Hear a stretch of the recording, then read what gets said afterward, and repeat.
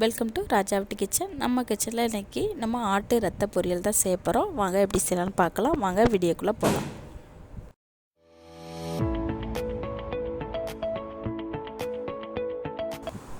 நம்ம ரத்த பொரியல் செய்கிறதுக்கு நம்ம ஒரு கடாய் எடுத்து வச்சிடலாம்.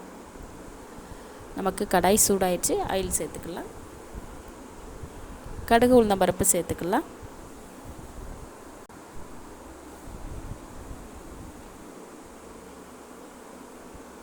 2 பெரிய வெங்காயம் கட் பண்ணி எடுத்து வச்சுருக்கிறேன், ஒன்றா சேர்த்துக்கலாம்.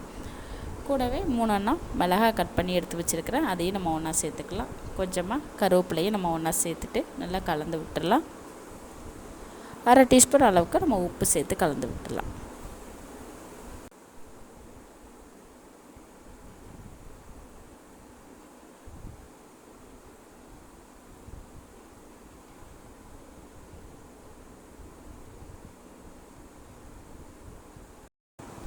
வெங்காயம் ஓரளவுக்கு வதங்கி வந்துருச்சு. இந்த டைமில் இஞ்சி பூண்டு பேஸ்ட்டு 1 டேபிள் ஸ்பூன் அளவு சேர்த்துட்டு நல்லா கலந்து விட்டுடலாம். இஞ்சி பூண்டு பேஸ்ட்டோட பச்சை வாசனை நல்லா போயிருச்சு. நான் ரத்தத்தை க்ளீன் பண்ணி மசிச்சு எடுத்து வச்சுருக்கிறேன், நம்ம ஒன்றா சேர்த்துக்கலாம்.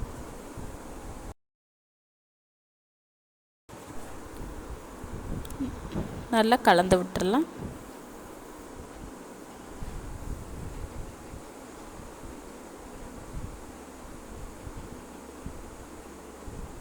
பாருங்கள், ஓரளவுக்கு நமக்கு ரத்த பொரியல் சூப்பராக ரெடி ஆயிடுச்சு.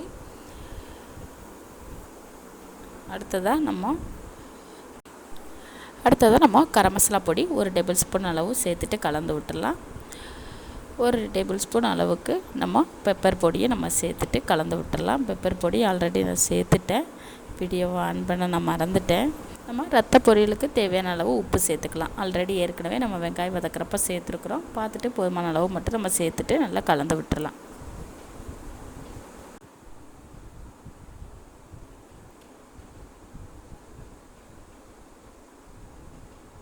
அடுத்ததாக மல்லியில நம்ம சேர்த்துக்கலாம்.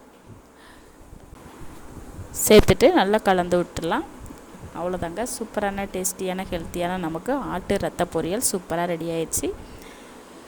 நீங்களும் இது போல் ட்ரை பண்ணி பார்த்துட்டு எனக்கு கமெண்டில் சொல்லுங்கள். நன்றி, வணக்கம்.